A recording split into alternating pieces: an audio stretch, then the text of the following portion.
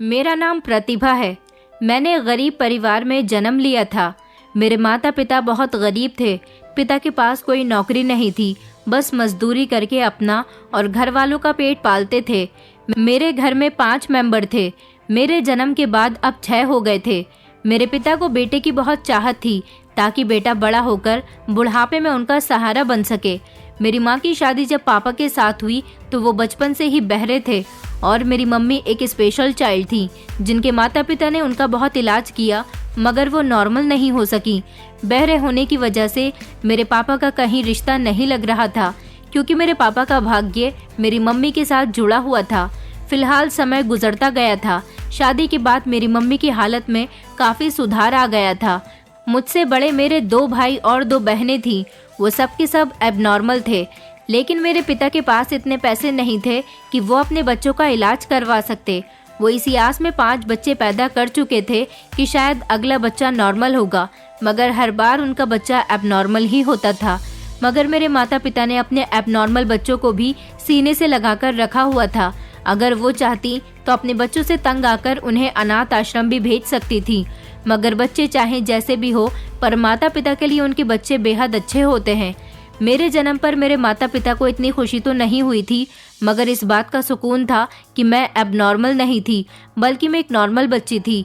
यही वजह थी कि उन्होंने अपनी सारी उम्मीदें मुझसे लगा ली थी। मुझे उन्होंने 4 साल की उम्र से ही स्कूल में डाल दिया था क्योंकि बाकी बच्चे स्पेशल स्कूल में जाते थे।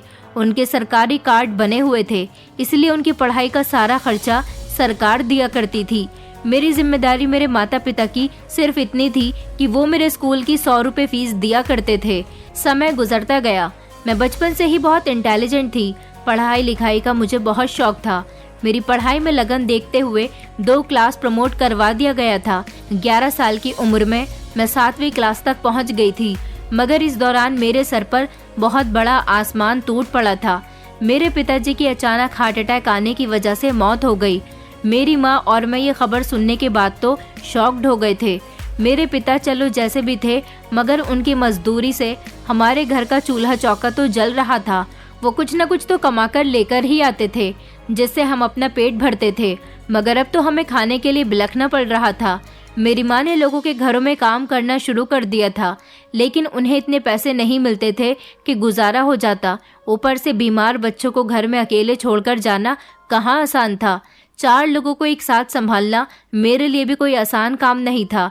मैं खुद भी तो अभी बच्ची ही थी। हालात दिन ब दिन बिगड़ते जा रहे थे। हम लोग कई दिन भूखे रहने लगे थे। बेबसी और लाचारी के हालात हो गए थे। ऐसे में हालात से मजबूर होकर मेरी माँ अपने मायके वालों के पास भी गई थी, जिन्होंने ही बचपन से ही उनकी कदर नहीं की थी। इसलिए उन्होंने भी मेरी माँ की कोई मदद नहीं की। उनका कहना था कि जैसे तैसे तो हमने तुम्हें अपने घर से निकाला था, अब तुम अपने पति के मरने के बाद अपने ही जैसे 4 बच्चे हमारे ऊपर डालना चाहती हो, ऐसा नहीं हो सकता। उन्होंने कुछ पैसे मेरी माँ के हाथ पर रख दिए और फिर कह दिया कि इससे ज़्यादा हम तुम्हारी कोई मदद नहीं कर सकते और ना ही इससे ज़्यादा तुम हमसे कोई उम्मीद रखना। मेरी माँ उन पैसों को लेकर घर की तरफ आ गई थी, जहाँ एक और परेशानी उनका इंतज़ार कर रही थी। उनका बड़ा बेटा नदी में डूब गया था। स्कूल वाले बच्चों को स्कूल की तरफ से ट्रिप पर ले जाया गया था। उनमें मेरे भाई बहन भी शामिल थे। नदी के आसपास खेलते हुए मेरा भाई और उसके साथ के 5 बच्चे नदी में डूब गए थे। रेस्क्यू टीम के आने तक 3 बच्चे डूबकर मर चुके थे, जबकि 2 बच्चे लापता हो गए थे। लापता होने वाले में एक बच्चा मेरा भाई भी था, इसलिए उसका पता नहीं हो सका था। स्कूल वालों ने अपनी तरफ से तो पूरी बात खत्म कर दी थी, मगर जो उन बच्चों के माता पिता के दिल पर गुजरी थी, वो या तो भगवान जानता था या फिर वो माता पिता ही जानते थे। मेरी माँ का तो रो रो कर बुरा हाल हो रहा था। उनकी पहली खुशी और पहला बेटा उनसे छिन गया था। फिलहाल समय गुजरता गया और मैं इंटर कर चुकी थी। मैंने माँ का हाथ बटाने की कोशिश की थी, मगर मेरी कम उम्र होने की वजह से मैं ऐसा नहीं कर पाती थी। वक्त और तेजी से गुजर गया था। मेरी जिंदगी के सितारे अभी गर्दिश में ही थे। मुझे कहीं पर भी नौकरी नहीं मिल रही थी। कहीं पर 1 महीना लग जाता तो किसी जगह पर 20 दिन, तो कहीं बड़ी मुश्किल से 1 हफ्ता गुजरता था। अमीर लोगों के बहुत नखरे होते हैं। वो छोटी छोटी बात पर कमियां निकालते हैं और मुझे बेइज्जत करके घर और नौकरी दोनों से निकाल दिया करते थे। मैंने कभी भी भगवान से शिकायत नहीं की थी। मैं हर मुश्किल को एक आजमाइश समझकर भूल जाती थी।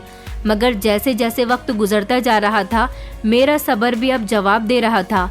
एक तो मैं लोगों के घरों में काम करती, उनकी सेवा करती, ऊपर से उनसे अपनी हर रोज इंसल्ट भी करवानी पड़ती थी।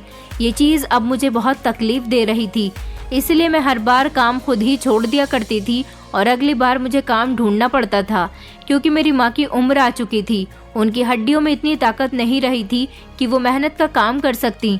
उन्हें बुढ़ापे की बहुत सारी परेशानियों ने घेर लिया था। इसी सोच ने उनकी आधी जान को खा लिया था कि अगर उन्हें कुछ हो गया तो उनके बच्चों का क्या होगा। वो दिन रात प्रार्थना करती रहती थी कि किसी तरह मेरे लिए कोई अच्छा रिश्ता मिल जाए, जिससे मेरे साथ साथ मेरे बहन भाइयों की भी जिंदगी सुधर जाए। मगर न जाने उनकी प्रार्थना कब जाकर पूरी होने वाली थी, क्योंकि जो कोई भी मुझे देखने के लिए आता था वो मेरे बहन भाई को देखकर मेरे रिश्ते को ठुकराकर चले जाते थे। उन्हें ये डर था कि कहीं मेरा बच्चा भी मेरे भाई बहन पर ही न चला जाए, इसलिए कोई भी मेरे साथ शादी करने के लिए तैयार नहीं होता था। मैं अपनी बार बार रिजेक्शन से बहुत निराश हो चुकी थी। ऊपर से बढ़ती हुई महंगाई और हमारे पास पैसों का ना होना हमें बहुत परेशान और मायूस कर रहा था। मैंने तो अपनी तरफ से हर जगह हाथ पैर मार ही लिए थे, मगर हमारे भाग्य ही खराब थे, तो मैं क्या कर सकती थी। इस सब से तंग आकर मैं एक दिन घर से निकल आई थी और बस एक झटके से घबरा कर उठी। किसी ने मेरा कंधा हिलाया था। मैंने चौंक कर इधर उधर देखा। बस का कंडक्टर मुझे उठने के लिए कह रहा था। उसका कहना था कि बस स्टॉप आ चुका है, मैं उतर जाऊं क्योंकि बस को वापस भी जाना है। मैंने अपनी मुट्ठी में पकड़े हुए नोट को देखा, जिसे मैं घर से ना जाने किस चीज़ की खातिर उठाकर लाई थी। मैंने इस नोट को डिबडिबाए नज़रों से देखा और फिर कंडक्टर के हाथ में पकड़ाकर नीचे उतर आई थी। लेकिन खुद को अनजान जगह पाकर मुझे बहुत डर महसूस होने लगा था। मैं अनजान नज़रों से चारों तरफ देख रही थी, मगर मुझे समझ नहीं आ रहा था कि मैं कहाँ पर आ गई हूँ। तभी मैं चलते हुए एक आदमी से टकराई। इस आदमी ने मुझे थामकर गिरने से बचाया था और इस दौरान सर से लेकर पाँव तक वो मुझे अजीब सी नज़रों से देखने लगा। उसने जल्दी से टक्कर होने के लिए मुझसे माफ़ी मांगी थी। मैंने इस आदमी से पूछा कि ये कौन सी जगह है। इस पर उस आदमी ने जगह का नाम बताया, जिसे सुनकर तो मेरे पैरों तले से ज़मीन निकल गई थी। मैं अपने शहर से कई किलोमीटर दूर कई शहर पीछे छोड़कर आ चुकी थी। अब तो मेरे पास और पैसे भी नहीं थे कि मैं वापस जा सकती। इस सोच के आते ही मेरी आंखों में आंसू आ चुके थे। इस आदमी ने मेरी आंखों में आए हुए आंसुओं को देखा और फिर कुछ समझते हुए पूछने लगा कि तुम इस शहर में नई हो। उसकी बात सुनकर मैंने हाँ में सिर हिला दिया था, जिस पर इस आदमी के चेहरे पर एक मुस्कुराहट सी फैल गई थी। वो आदमी मुझसे कहने लगा कि मैं तुम्हारी मदद कर सकता हूँ क्या। मैंने उसे बताया कि मैं गलती से इस शहर में आ गई हूँ, मैं इस जगह के बारे में कुछ भी नहीं जानती। प्लीज़ या तो आप मुझे मेरे घर पहुँचा दो या मुझे यहीं पर ही कोई काम दिलवा दो। आपकी बड़ी कृपा होगी, मैं आपकी बहुत एहसानमंद रहूँगी। ये कहते हुए मैंने उसके सामने हाथ जोड़ दिए, जिस पर उस आदमी ने मुझसे कहा कि परेशान होने की ज़रूरत नहीं है, मैं कुछ करता हूँ, तुम मेरे साथ आओ। इतना कहकर वो एक तरफ को चलने लगा, जबकि पीछे ही मैं बिना कुछ सोचे समझे उसके साथ साथ चल दी थी। इस पल मुझे एक लम्हे के लिए भी ये ख्याल नहीं आया था कि मैं एक अजनबी पर भरोसा कर रही हूँ, लेकिन ना जाने क्यों मुझे ये अजनबी इंसान इस समय अपना अपना सा लग रहा था और इससे बड़ा हमदर्द मेरे लिए इस समय कोई नहीं था। लेकिन मैं नहीं जानती थी कि मैं इस पर भरोसा करके कितनी बड़ी गलती कर रही हूँ। ये आदमी मेरे आगे आगे चल रहा था। उसने चलते हुए अचानक पीछे मुड़कर मुझे अपने साथ आते हुए देखा था और फिर आगे मुड़कर उसने किसी को एक स्माइल पास की थी। साथ ही साथ अंगूठा दिखाते हुए थम्स अप का इशारा भी किया था। कुछ देर चलने के बाद वो मुझे लेकर एक रेस्टोरेंट में दाखिल हुआ था और एक कोने में पड़ी हुई खाली टेबल पर जाकर बैठ गया था, जहाँ पहले से ही कोल्ड ड्रिंक्स रखी हुई थी। मैं घबराई हुई थी, एक तरफ खड़ी थी, तो उसने मुझे बैठने का इशारा किया। फिर मुझे कोल्ड ड्रिंक पेश की। मैं जिस परेशानी में डूबी हुई थी, कोल्ड ड्रिंक लेकर गटागट एक ही बार में पी गई थी। इसके बाद उसने मेरे लिए खाना भी मंगवाया था। शायद उसको आइडिया हो गया था कि इस समय मुझे भूख लगी हुई है। फिर मैंने खाना शुरू कर दिया। जितनी देर में खाना खाती रही, वो लगातार मुझे ही देखता रहा था। इस दौरान उसने मेरी सारी डिटेल ले ली थी। बातों बातों में मैंने उसे सब कुछ बता दिया था कि मैं कहाँ से हूँ और घर से किस टेंशन की वजह से निकल कर आई हूँ। घर में मेरे अलावा कौन कौन है, मैं क्या करती हूँ, मेरी उम्र कितनी है और एजुकेशन कितनी है। वो आदमी मेरे बारे में सब कुछ पूछ चुका था और एक मैं थी जिसको मेरी माँ समझदार समझती थी, वो तो बहुत ही बड़ी बेवकूफ़ निकली थी। मैंने किसी रटे रटाए तोते की तरह उस अनजान आदमी को अपने बारे में सब कुछ बताती चली गई थी, ये सोचे बिना कि ऐसा करना मेरे लिए कितना ज्यादा खतरनाक साबित हो सकता है। मैं नहीं जानती थी कि एक अजनबी को अपने डिटेल देने से मैं अपने लिए कितनी ज्यादा मुश्किलें पैदा कर रही थी। खाना खाने के बाद वो मुझे अपने घर ले जाने के लिए कहने लगा। उस आदमी ने कहा कि घर में उसकी एक बीमार माँ रहती है, अगर मैं उसकी सेवा करूंगी और उसे संभाल लूंगी तो वो बाकी मेरे सारे घर वालों को भी यहाँ पर ले आएगा और उनका इलाज करवाएगा। अपने बहन भाइयों के लिए मैं इस आदमी की कही गई एक एक बात का यकीन कर रही थी। आधे घंटे के सफर के बाद गाड़ी एक तरफ रुक गई थी। वो आदमी मुझे अपने साथ लेकर घर के अंदर दाखिल हो गया। अब ना जाने मेरे साथ इस घर में क्या होने वाला था, ये तो अब आने वाला वक्त ही बता सकता था।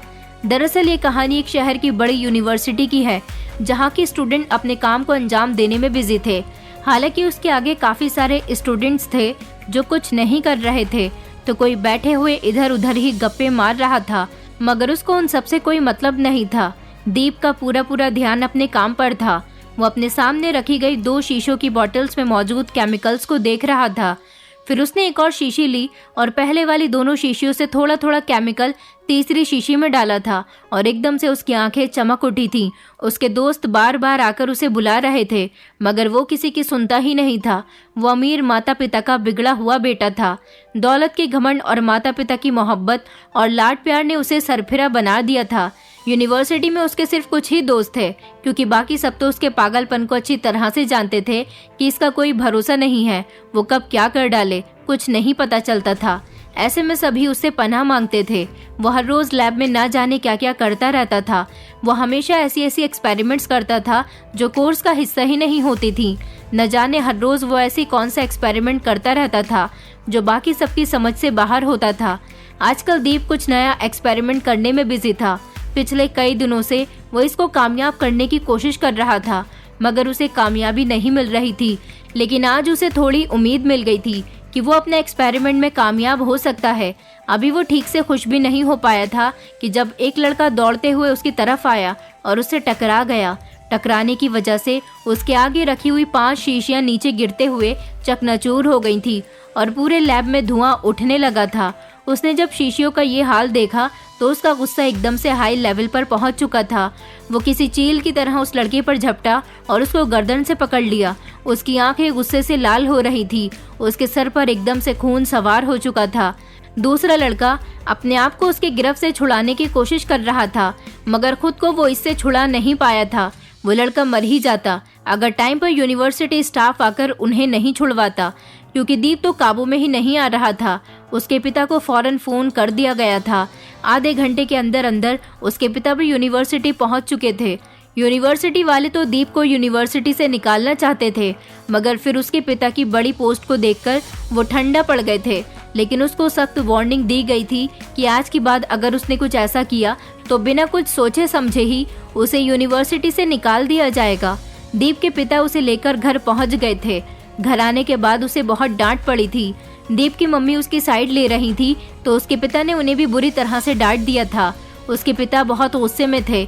उनका कहना था कि उनके खानदान में आज तक किसी ने ऐसी गुंडागर्दी या आवारापन नहीं किया जो आज वो करके आया था। चलो अगर वो लड़का इससे टकरा भी गया तो कौन सी मुसीबत आ गई थी जो इसने इतनी सी टक्कर पर उसके साथ गुंडागर्दी करनी शुरू कर दी कि उसकी जान लेने पर ही आ गया था। दीप के पिता ने दीप की मम्मी से कहा, अपने बेटे को समझा देना कि ये इसकी पहली और आखिरी गलती होनी चाहिए। आज इसकी वजह से बहुत सारे लोगों के सामने मेरी इंसल्ट हुई है। दोबारा अगर इसने ऐसा कुछ किया तो मैं इसके बारे में फैसला करने में समय नहीं लगाऊंगा। इतना कहकर उसके पिता कमरे में चले गए थे, जबकि उसकी माँ अफसोस भरी नजरों से अपने बेटे को देखते हुए उस तक पहुंची थी, जैसे उन्हें यकीन ही नहीं आ रहा था कि उनका बेटा कोई ऐसा काम भी कर सकता है। उनका बेटा तो बहुत शरीफ, समझदार और सुलझा हुआ था और अपने काम से काम रखता था। न किसी से बात करता था और न ही कोई फालतू काम करता था। न जाने आज उसे क्या हो गया था, उसने ऐसा क्यों किया था। उसकी माँ ने पास आकर उसके कंधे पर हाथ रखा, कहने लगी, दीप बेटा क्या हो गया है, क्यों किया तुमने ऐसा? मेरे बेटे तुम तो ऐसे नहीं थे, तुम्हारे पिता ये सब क्या कह कर गए हैं, जवाब दो मुझे। अपनी माँ का सवाल सुनकर दीप ने अपना चेहरा फेर लिया था। अब वो क्या बताता अपनी माँ को। कुछ देर बाद उसने कहा कि मम्मी, उसने मेरी 2 महीने की मेहनत खराब कर दी थी। आपको तो पता है मैं अपने एक्सपेरिमेंट में कितनी मेहनत करता हूँ। उसकी माँ ने अपने बेटे की तरफ देखा क्योंकि वो उसके सपने को अच्छी तरह से जानती थी, मगर वो ये भी जानती थी कि उनके बेटे के सपने कभी पूरे नहीं होंगे। वो चाहकर भी कामयाबी हासिल नहीं कर सकता। जिस चीज़ की वो ख्वाहिश कर रहा है, जिसके लिए वो इतनी दूर तक आ गया है। फिलहाल उन्होंने अपने बेटे से कहा, चलो तुम जाकर आराम करो और रिलैक्स रहो, सब कुछ ठीक हो जाएगा। मेरा बेटा तो बहुत इंटेलिजेंट है, उसके लिए तो ये सब बातें नॉर्मल सी हैं। तुम अपने एक्सपेरिमेंट दोबारा से कर लेना, भगवान की कृपा से तुम ज़रूर कामयाब हो जाओगे। ये कहकर उन्होंने अपने बेटे को कमरे में भेज दिया और खुद अपने कमरे में आ गई थी, जहाँ पर उनका पति गुस्से में सर पकड़कर बैठा हुआ था। उन्होंने अपनी पत्नी से कहा कि ये सब क्या हो रहा है शारदा, तुम अपने बेटे को समझाओ, तुम उसे मेडिसिन टाइम पर दे तो रही हो ना। जिस पर दीप की मम्मी ने अपना सर झुका लिया था और अपने पति से कहने लगी कि कितने समय से दीप को कुछ भी नहीं हुआ था। मैं समझती थी कि वो तो ठीक हो गया है, इसलिए मैंने उसे दवाइयाँ देना छोड़ दिया था। मुझे क्या पता था कि वो ऐसा भी करेगा। पिछले 7-8 सालों में उसे कुछ भी नहीं हुआ, इसलिए मुझसे ये लापरवाही हो गई। दीप के पिता ने कहा कि शारदा, तुम इस कदर लापरवाह कैसे हो सकती हो? तुम जानती भी हो कि उस समय डॉक्टर ने क्या कहा था। उन्होंने सिर्फ इसलिए उसको ये दवाई दी थी और तुमने ये दवाई देना ही उसे बंद कर दिया। भगवान न करे अगर आज वो उस लड़की की जान ले लेता तो उसका जिम्मेदार कौन होता? तुम्हें आइडिया भी है कि इसने उस लड़की की क्या हालत की थी। अगर स्टाफ आने में थोड़ी भी देर कर देता तो ये उसका कातिल बन जाता। इसको दवाइयाँ देना दोबारा से शुरू करो ताकि दोबारा ये ऐसा कुछ न करे। अपने पति की बात पर उन्होंने कहा, अब मैं उसे क्या कहूँ, मैं उसे किस चीज़ की दवाई दे रही हूँ? जब वो मुझसे सवाल करेगा तो मैं उसे क्या जवाब दूंगी? इस पर वो कहने लगे कि उसे कुछ बताने की ज़रूरत नहीं है, बस चुपचाप चाय या खाने में मिलाकर दवाई खिलाती रहना जैसे पहले खिलाती थी, और इसका खास ख्याल रखना। उन्होंने हाँ में सर हिला दिया था, जबकि दरवाजे के बाहर खड़ा हुआ इंसान इन दोनों की सारी बातें सुन चुका था। बाहर दीप ही खड़ा हुआ था जिसने अपने माता पिता की सारी बातें सुन ली थी, और उसके दिमाग में बार बार एक ही सवाल आ रहा था कि आखिर मुझे क्या बीमारी है और मेरे माता पिता मुझे किस चीज़ की दवाई खिला रहे थे।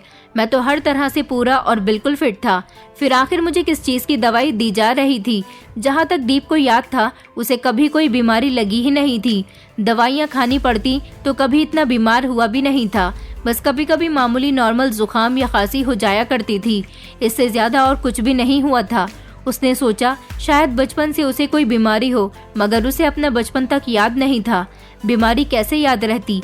वो इसी कंफ्यूजन का शिकार होता हुआ अपने कमरे में आ गया था। वो अपने बचपन के बारे में सोचना चाहता था, वो अपने बचपन को याद करना चाहता था, मगर उसे चाहकर भी कुछ याद नहीं आ रहा था। सोच सोच कर उसका दिमाग फटने वाला था। उसने हिम्मत नहीं हारी थी, क्योंकि उसने सोच लिया था कि वो अपने माता पिता से इस बारे में पूछकर ही रहेगा। अगले ही दिन जब उसकी माँ उसके लिए खाना लेकर आई तो उसने घूर कर खाने की तरफ देखा था, और अपनी माँ को जो उसे देख रही थी उसने पहले अपनी माँ से कहा कि मुझे ये खाना नहीं खाना, मेरे लिए दूसरा खाना बनाकर लाओ। इस पर उसकी माँ के चेहरे का रंग एकदम से उड़ गया था। वो समझ गया था कि वो दवाई जो भी है उसकी माँ ने उसे खाने में मिलाकर दे दी है। दीप की माँ ने उसे यही खाना खाने के लिए कहा तो उसने बिना बहस किए ही खाना शुरू कर दिया था। बातों ही बातों में उसने अपनी माँ से सवाल पूछना शुरू कर दिया। उसने अपनी माँ से कहा कि माँ, मेरी बचपन की कोई फ़ोटो है आपके पास?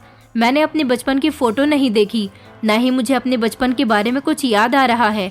मुझे जहाँ तक याद है तब मैं 9th क्लास में था, इससे पहले का मुझे कुछ याद क्यों नहीं है? ना अपने बचपन का कोई हिस्सा, ना कोई याद, और ना ही बचपन के कोई साथी। मेरा बचपन कहाँ गुजरा, कैसे गुजरा, मुझे कुछ याद नहीं है। मैं सब कुछ जानना चाहता हूँ। माँ, मुझे सब कुछ बताओ। आपने तो मेरे बचपन की एक एक चीज़, एक एक पल को संभाल कर रखा हुआ होगा। मैंने सुना है कि माता पिता अपने बच्चों की एक एक खुशी को यादगार बनाते हैं। मैंने पहला शब्द क्या बोला था, पहला कदम कहाँ रखा था, किसके सहारे रखा था? आपको तो सब कुछ याद होगा ना माँ? मैं अपने बचपन से मिलना चाहता हूँ, मुझे सारी फ़ोटोज़ दिखाओगी ना आप? वो खाना ख़त्म करता उम्मीद भरी नज़रों से अपनी माँ की तरफ देख रहा था, जिसका रंग ये सब कुछ सुनकर उड़ चुका था। दीप की माँ के चेहरे पर पसीने की नन्ही बूंदें चमक रही थी।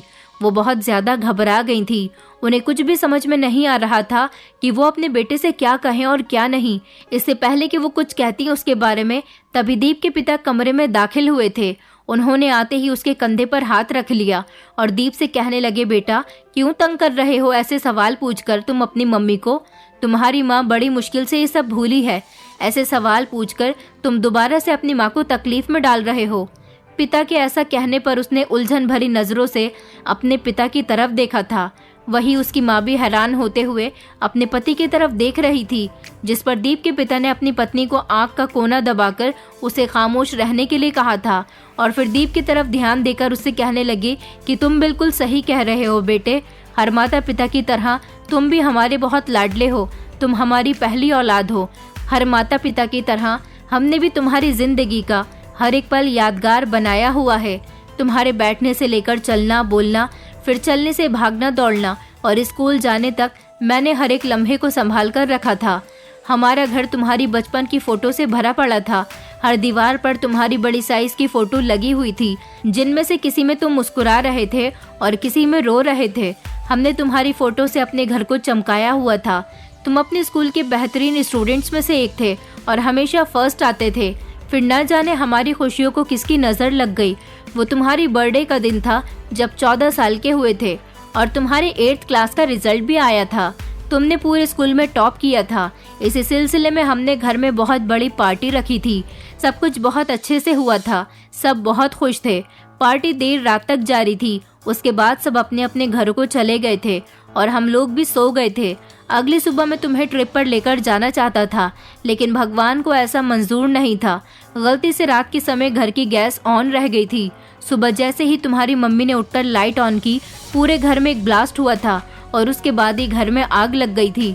हम दोनों घर के मलबे में दबकर रह गए थे। जब होश आया तो खुद को अस्पताल में पाया था। हमारे तो थोड़ी ही चोट लगी थी, हम जल्दी ही ठीक हो गए थे। मगर इस सब में जिसका सबसे ज्यादा नुकसान हुआ था वो तुम थे। तुमसे तुम्हारा बचपन छीन लिया गया था। सर पर चोट लगने की वजह से तुम अपनी याददाश्त भूल चुके थे। यहाँ तक कि तुम्हें अपना नाम भी याद नहीं था। तब से लेकर अब तक हम दोनों तुम्हारा इलाज करवा रहे हैं ताकि तुम ठीक हो जाओ। तुमसे ये बात हमने सिर्फ और सिर्फ इसलिए छुपाई थी कि डॉक्टर ने मना किया था तुम्हारे सामने कोई भी ऐसी बात नहीं की जाए जिससे तुम्हारे दिमाग पर जोर पड़े। इसके अलावा और कोई वजह नहीं थी। उस घर में मौजूद हमारी तुम्हारी सारी फोटो और सारी यादें जलकर खाक हो गई थी। इसलिए अब हम चाहकर भी तुम्हें तुम्हारे बचपन की कोई भी याद वापस नहीं दिला सकते। हमें माफ कर दो, हम तुम्हारा बचपन संभाल कर नहीं रख सके। मगर तुम जो दवाइयाँ इस्तेमाल कर रहे हो उनसे तुम जल्दी ही ठीक हो जाओगे और तुम्हें सब कुछ दोबारा याद आ जाएगा। दीप के पिता ने पूरी कहानी सुनाते हुए आखिर में उसे उम्मीद दिलाई थी, जिस पर वो कहने लगा कि कौन सी दवाई? मैं तो कोई दवाई नहीं खाता। इस पर उसके पिता ने कहा कि आज तक हम तुम्हें खाने में दवाई मिलाकर देते रहे थे क्योंकि हम नहीं चाहते थे कि तुम्हें अपनी बीमारी का एहसास हो। मगर अब जबकि तुम्हें सारी सच्चाई पता चल चुकी है तो तुम्हें ये बात भी बता देनी ही चाहिए कि तुम पिछले 10 साल से इलाज में हो। इतना कहकर दीप के पिता चुप हो गए थे, लेकिन उसके दिल दिमाग में जैसे चक्कर चलने लगे थे। वो अपनी याददाश्त खो चुका था। यही वजह थी कि उसे कुछ याद नहीं था। वो सोचने समझने की कोशिश कर रहा था। तभी उसकी माँ ने डरती हुई नजरों से अपने पति की तरफ देखा था और एक सुकून भरी सांस ली थी कि उन्होंने इतनी बड़ी परेशानी को चुटकियों में हल कर दिया था, क्योंकि उनके पास तो कोई जवाब ही नहीं था जो वो अपने बेटे को देती। फिलहाल उन्होंने भगवान का ढेरों धन्यवाद किया था जिसने उन्हें इतनी बड़ी परेशानी में पड़ने से पहले ही निकाल लिया था। दीप को भी अपने माता पिता की बताई गई बातों का यकीन आ गया था, इसलिए वो बार बार दिमाग पर जोर देकर अपने बचपन के बारे में सोचने की कोशिश करता रहा था। मगर उसे सिवाय धुंधली धुंधली परछाई के और कुछ नजर नहीं आता था। मगर उसने अपनी कोशिश नहीं छोड़ी थी। यूनिवर्सिटी में भी उसने अपने एक्सपेरिमेंट को जारी रखा था। अब की बार उसके एक्सपेरिमेंट्स एक अलग ही लेवल के थे। अब की बार वो अपने एक्सपेरिमेंट्स किसी बेजान चीज या जानवरों पर नहीं बल्कि जीते जागते इंसानों पर किया करता था और उन्हें पता भी नहीं चलने देता था। यूनिवर्सिटी के कई स्टूडेंट्स थे जो धीरे धीरे उसके एक्सपेरिमेंट का शिकार होकर बीमार पड़ने लगे थे। मगर दीप को कोई परवाह नहीं थी। उसे सिर्फ अपने काम से मतलब था, इसलिए किसी की भी सेहत उसके लिए कोई मतलब नहीं रखती थी। एक दिन क्लासेस के मुताबिक दीप अपने लैब में था। यूनिवर्सिटी लैब में उस समय सिर्फ 1 या 2 ही स्टूडेंट्स रहते थे जिन्हें कुछ करने या बनने का जुनून था। बाकी सब तो लैब की तरफ आते ही नहीं थे और बाहर के मजे में गुम थे। लेकिन ये बात कोई दीप से पूछता कि लैब में कितने मजे थे, उसका सब कुछ तो लैब में ही था। वो यूनिवर्सिटी में आए या ना आए, मगर लैब में ज़रूर आता था। लेकिन फिर कुछ ऐसा हुआ जिसने उसकी सारी ज़िंदगी की मेहनत बर्बाद कर दी थी। सब कुछ खाक में मिला दिया गया था। उस दिन वो अपने बाकी दिनों की तरह कोई एक्सपेरिमेंट ही कर रहा था, जब एक और स्टूडेंट उसके पास आया और उससे कहने लगा कि तुम क्या बना रहे हो। तो दीप ने उसे सिंपल तरीके से बता दिया था, जिसे सुनकर वो लड़का भी खुश हुआ था और दीप के पास बैठकर खूब इंटरेस्ट लेता हुआ उसके काम को देखने लगा था। ऐसा करने पर दीप ने घूरकर उसे देखा था, मगर वो बैठा रहा था।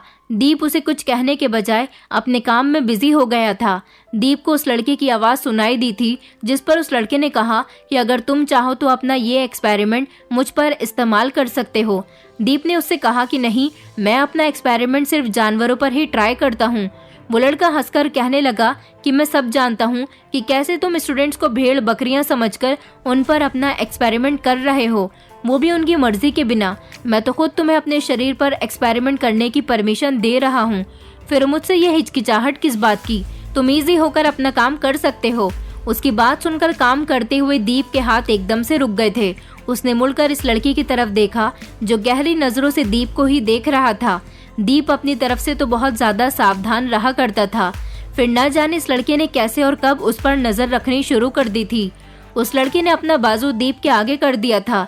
दीप ने जैसे ही इस लड़के पर एक्सपेरिमेंट किया, उसके कुछ सेकंड के बाद ही वो लड़का जमीन पर गिर गया और तड़पने लगा। जब तक दीप को समझ आई कि बातों ही बातों में कुछ गलत कर चुका है, तब तक वो लड़का तड़प तड़प कर अपनी जान दे चुका था। वहाँ पर अचानक भीड़ इकट्ठी हो गई। किसी एक ने पुलिस को भी कॉल कर दी थी और पुलिस मौके पर पहुंच गई और दीप को अरेस्ट कर लिया गया। दीप को अपनी सफाई में कुछ कहने का मौका भी नहीं दिया गया था। पुलिस उसे वैन में डालकर जेल ले जाने लगी थी, जब एक जगह ट्रैफिक में वो लोग फंस गए। दीप, जो कि परेशान बैठा था, उसके दिमाग में एक आइडिया आया और वो मौके पर वहां से भाग निकला था, क्योंकि उसे अपना कैरियर दांव पर नहीं लगाना था। क्योंकि अगर वो जो बनना चाहता था, इस तरह वो नहीं बन पाता, इसीलिए वो भाग गया था। वो दूसरे शहर आकर और अपनी पहचान बदलकर रहने लगा था, मगर उसने अपना काम नहीं बदला था। मगर उसने इस बार अपना तरीका अलग अपना लिया था। वह अब भी लोगों पर अपने एक्सपेरिमेंट किया करता था, जिनमें से कोई एक या दो ही कामयाब होते थे और बाकी सारे फेल हो जाते थे। और जिन लोगों पर वो एक्सपेरिमेंट किया करता था, वो जिंदगी की बाजी हार जाया करते थे। मगर उसे तो किसी की परवाह नहीं थी। वो तो बस अपने मकसद में कामयाब होना चाहता था, अपने मकसद तक पहुंचना चाहता था। उसे किसी की जान से कोई मतलब नहीं था। कोई जीता है तो जिए, मरता है तो मरे।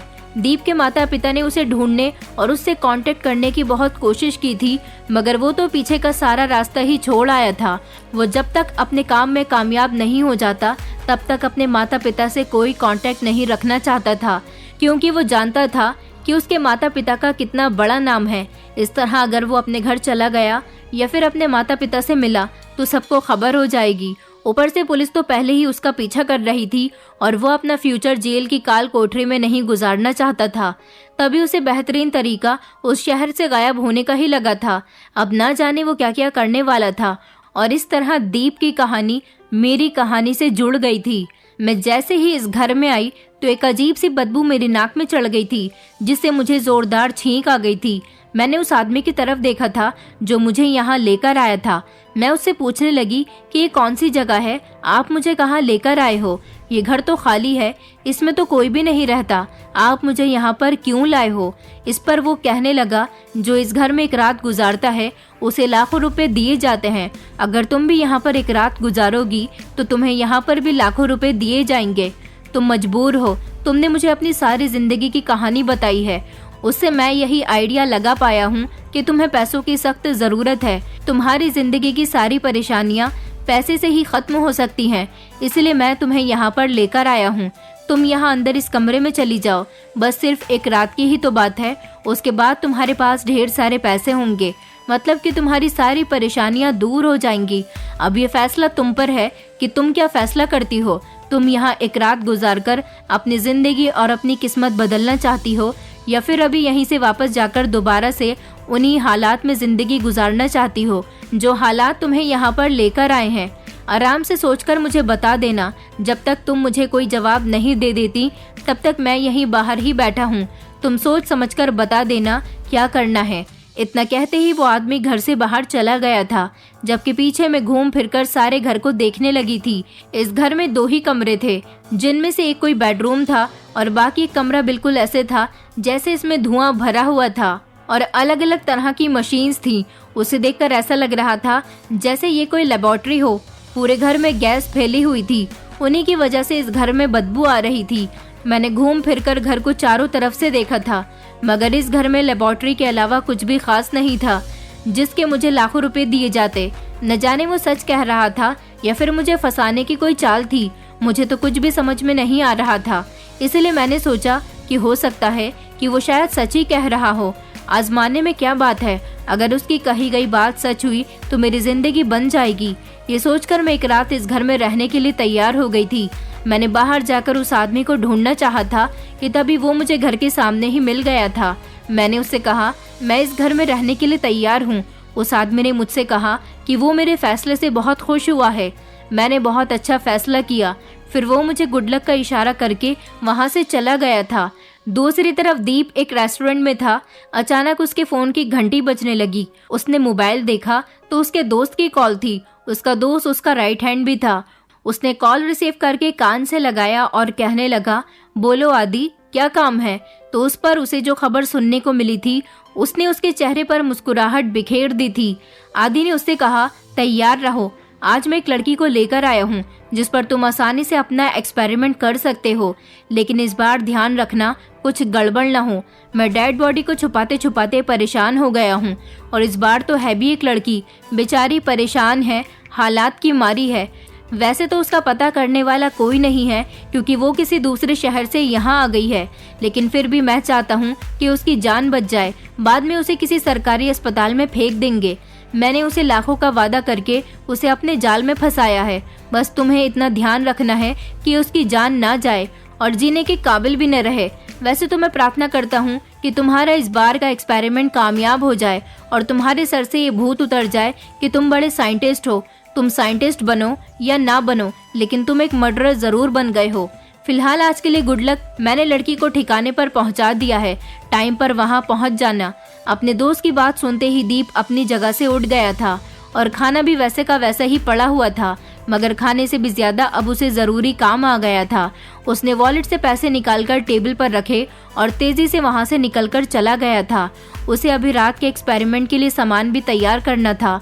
वो दबे पांव घर में दाखिल हुआ था और बेडरूम के बराबर वाले कमरे में अपनी लेबोरेटरी में सामान तैयार करने लगा। इस दौरान वो बहुत सावधान रहा था कि उसकी वजह से जरा भी आवाज नहीं गूंजनी चाहिए।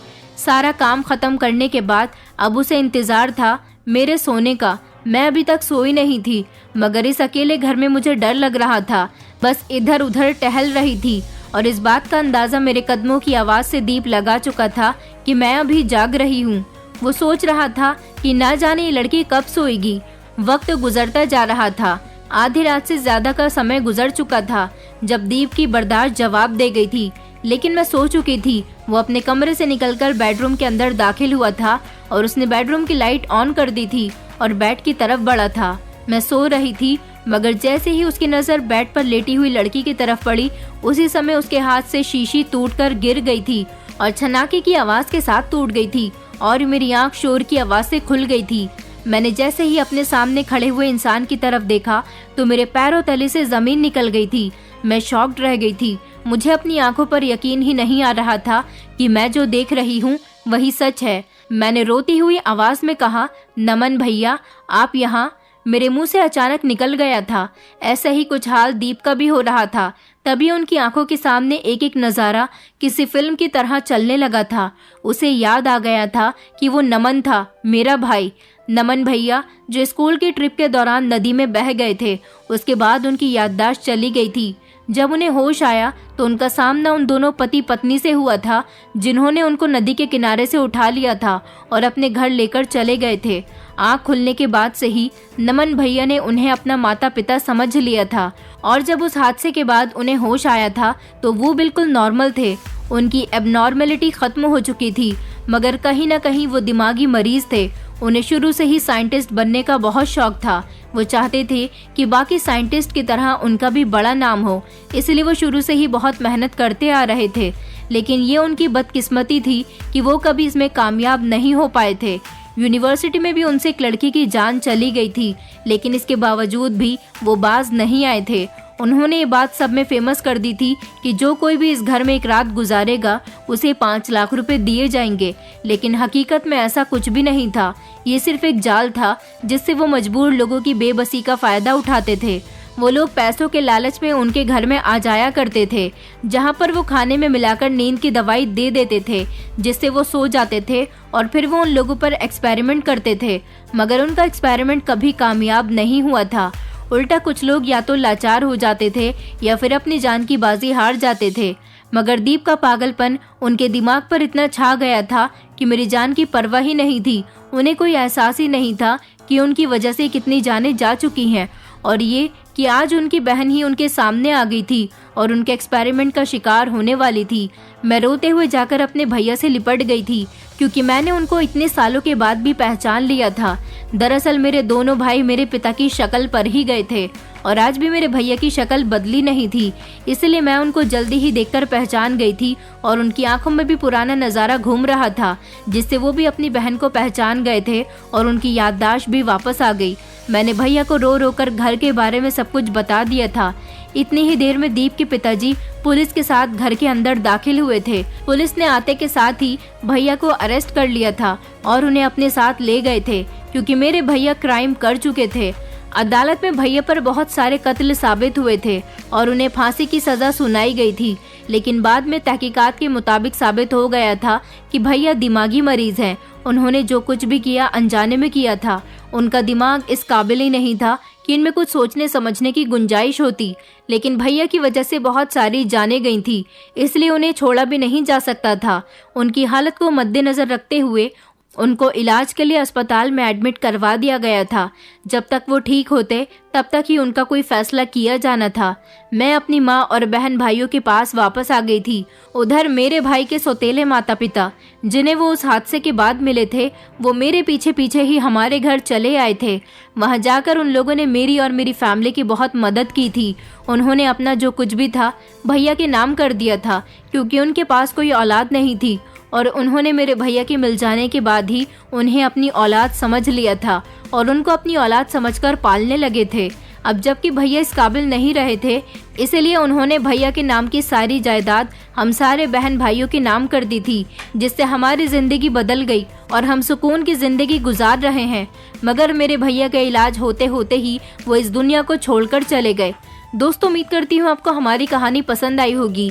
कहानी पसंद आई है तो वीडियो को लाइक करें, चैनल पर नए हैं तो चैनल को सब्सक्राइब करें, और हाँ, नोटिफिकेशन बेल को ज़रूर दबाएं ताकि अगली अपडेट सबसे पहले आपको मिले।